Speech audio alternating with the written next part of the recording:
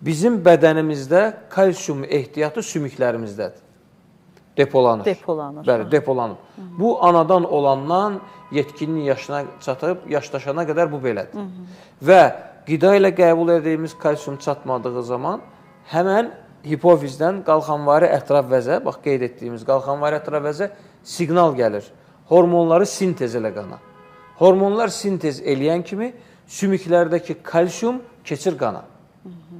Və sümüklər bu halda başlayır əriməyə.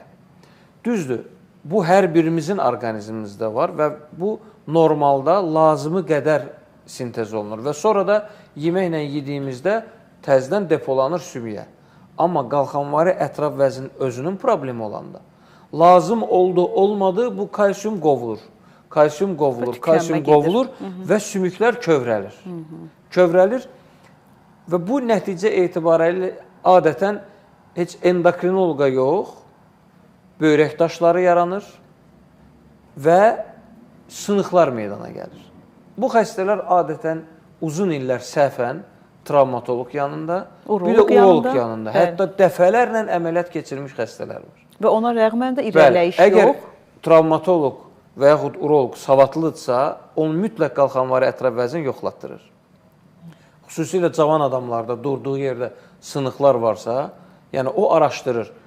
Qalxanvari ətraf vəzdə problem varsa, o halda göndərir endokrinoloq yanına. Və biz araşdırırıq, müəyyən edirik ki, həqiqətən burada qalxanvari ətraf vəzdə problem var. Və onun, məsələn, qalxanvari ətraf vəzin problemi varsa, bunun yeganə yolu cərrahiyyədir. Başqa yolu yoxdur.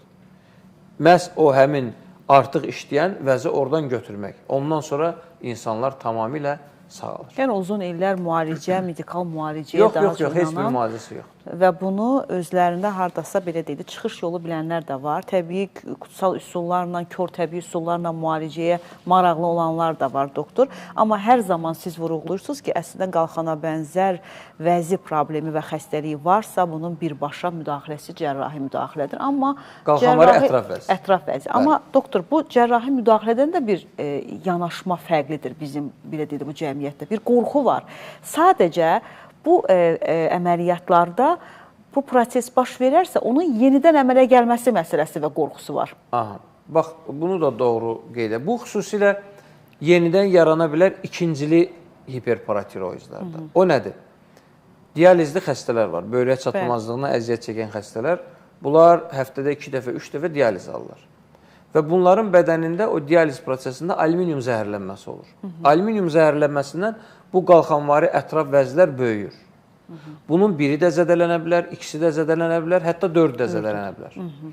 Bu halda, məsələn, birincili paratiroid problemi olanda, məsələn, xəstə gəlir, əgər əməliyyat edib tam götürürsənsə, bu sağalır. Onlarda təkrarlama demək olar ki, yoxdur. Həmin paratiroiddən ümumiyyətlə mümkün deyil, çünki tam götürülür.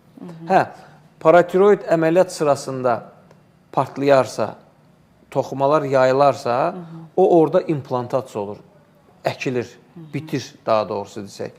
O xəstəlik gələcəkdə təkrarlaya bilər, amma bu profesional cərrah əlində bir problem yoxdur. Problem yoxdur. Və ikinciliyi, məsələn, tutalım, dializli xəstələr gəlir, müəyyən edirik ki, bir dənə qalxanvari ətraf vəzi artıq işləyir. Onu götürürük. Amma üstündən aylar, illər keçir, o birilər də başlayır artıq işləməyə. Bu halda olur ki, ikinci dəfə, üçüncü dəfə xəstə əməliyyata məruz qalsın. Və yaxud 4-ü də böyübsə, bir dəfəmlik 4-ünü də götürüb, 4-ünün, hətta 4-də 3-ünü götürüb, yarısını da qola əkirik ki, sabah lazım olsa artıq müdaxilə eləmək rahat olsun. Hətta o cür formalarda gedişatlar da var. Təbii ki, biz osteoporoz xəstəliyinin müalicəsi ilə bağlı danışırıq, amma onun yaradan səbəblər və simptomlara birinci gedişat keçməli idi. Doktor, bunu